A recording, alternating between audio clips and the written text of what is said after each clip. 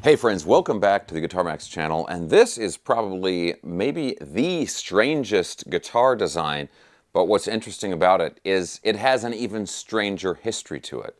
So this guitar right here is one of the latest guitars from Firefly. They're calling this the Firefly Solstice. You can get it for like $279, under $300 on Guitars Garden. That's the official Firefly website. But like a lot of the more recent Firefly guitars, this guitar is based on a much older design. And at first glance, you might be looking at this and thinking, who came up with this and why are they not in jail? Well, this guitar goes all the way back to 1959, and you really have to appreciate the time period that this was designed in.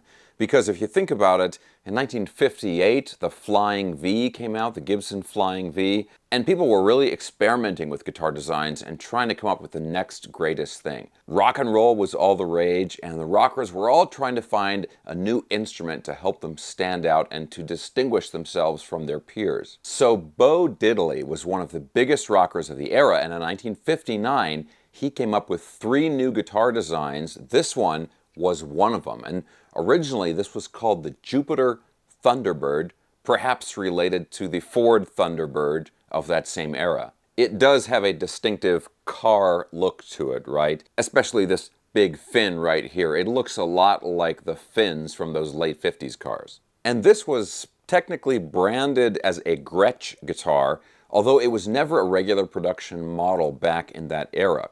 What you have to do is you have to fast forward many years. Bo Diddley had given his original guitar to Billy Gibbons of ZZ Top. Billy got the guitar out of mothballs and started recording and touring with it, and that kind of reignited the popularity of the guitar. And then finally, later on, even after that, in 2005, Gretsch decided to reissue the guitar, or actually kind of finally issue the guitar as a regular production model. And they called it the Billy Bo after Billy Gibbons and Bo Diddley. Now, if you're looking to buy an actual Gretsch model, you're going to be paying a lot of money. It's like over $2,000 just for a used one, and well over $3,000 if you want to get a new guitar. But of course, thanks to Firefly, although this guitar is not identical, you can get the same body shape and the same overall vibe now for under $300. They've got a black one, and then they've got this kind of vintage cream one. And I think if you're looking for a guitar that captures that 60s style, or if you just want a guitar that makes people go, "What is that?" this is going to be a great choice. But let's go ahead and plug this in. We'll listen to how it sounds, and then I'll talk a little bit about the control layout and some other kind of unique things about the guitar. And also, I want to talk about one issue I had with the guitar when I first took it out of the box. But of course, guys, real quick, if you enjoy videos like this, checking out cool, affordable guitars, and staying up on all the latest news in the guitar universe, and you have not already subscribed, please consider subscribing right now. Okay, let's plug this in, the Firefly Solstice, and listen to how it sounds.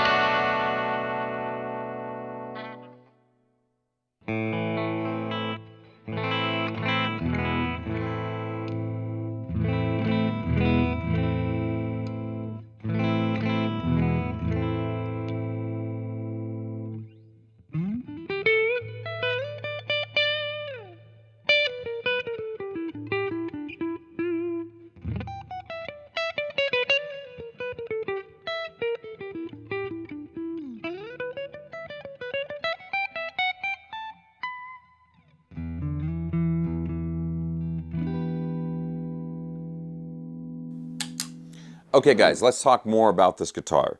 So a few things I want to point out. It's a fairly large guitar. You can kind of see the whole thing there. Fairly heavy also. It's a mahogany body on this guitar, mahogany neck, and of course it's a set neck. 22 frets, rosewood fretboard.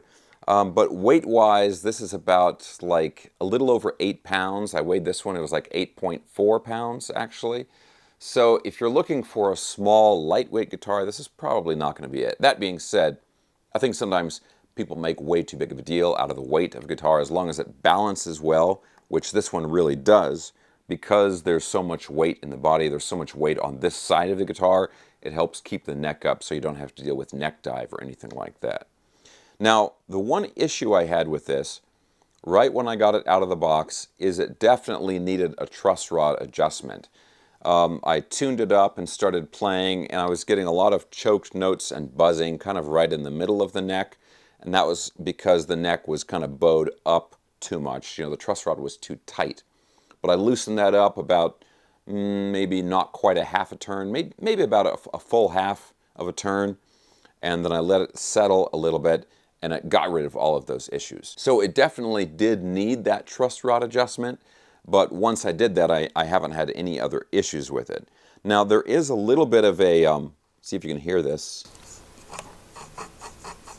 There is a tiny bit of scraping on this knob here where it goes through the pick guard. I'm sure you could take the knob out and just kind of clean out the hole in there a little bit, and that would get rid of that. And of course, it doesn't affect the sound or the playability or the functionality of the guitar or any, but it's just, you turn that and you can feel it. You can feel it kind of dragging on the inside of the pick guard there where it's cut out for the knob. Minor kind of annoyance, you know. But the guitar itself plays and sounds really good. It's a very, especially on the neck pickup, it's a very dark sounding guitar, very kind of creamy, thick, dark. Not a bright, glassy, kind of squeaky guitar like a classic Strat or a Telecaster or anything like that. Very much more Les Paul sounding, right? Now, the control layout on this guitar is pretty interesting. You've got a three-way toggle up here, very standard. You've got the same controls that are on a Les Paul, but the way they're arranged is kind of odd. So this is a volume. This is the volume for the neck. This one, the middle one, is the volume for the bridge. And these other two are tones. This is the tone for the neck, this is the tone for the bridge. So they're sort of arranged like, you know, the volume for the neck pickup is close to the neck pickup. These two here are kind of odd to me. I would think you would have the other volume here and then have these two be tones. But just the way it is, it's like volume, tone, volume, tone. These two are for that pickup, these two are for this pickup. But you have this weird gap in between here. Again, it just, you know, maybe takes a little getting used to. And if you want one of these guitars, but obviously you don't have $3,000 to drop on a Gretsch, you can get the same functionality of it with this guitar right here. So it's just something to kind of keep in mind if you're going to get one of these. You want to be mentally prepared for this control layout. Now the big difference is between this and the Gretsch model, obviously, although the fit and finish on this guitar is very good, and in particular these frets are very good, Gretsch, you know, is really known for extremely high quality manufacturing. So I'm sure if you were to A/B it back and forth, this one's going to be not quite as clean in terms of the build quality, you know, like where the binding goes into the neck and all that little stuff. Just minor fit and finish, things like that. I'm sure the Gretsch is going to be superior, and also the hardware, that kind of stuff. But obviously the headstock is different, and then there are some details like the binding is very different on this model, the multiply binding on the front of the body versus like a perloid binding that's more on the side on the Gretsch model. Also, one thing up here, I'll try and put in a close-up of this, and I've seen this before on some of the Firefly guitars. The binding on the headstock gets very thick for some reason. It's thicker than it is on the body and certainly on the side of the fretboard. So when you get to the side of the headstock here, the binding takes up like half of the thickness of the headstock. Again, things like that don't make any difference on the playability of the guitar, but it's just the kind of thing where you really start to look closely at these guitars. You find things like that, which are just, you know, a little unexpected, a little strange. But overall, this thing just screams classic late 50s, early 60s rock and roll. Sure, the look of this guitar is not for everybody, but those of you that like it, I think will love it when you get your hands on it. Okay guys, but let me know what you think of this guitar down in the comments section below. Do you like the design? Do you like the overall look of it? Let me know what you think. Guys, as usual, I'll have links for everything I was talking about in the video down in the video description below.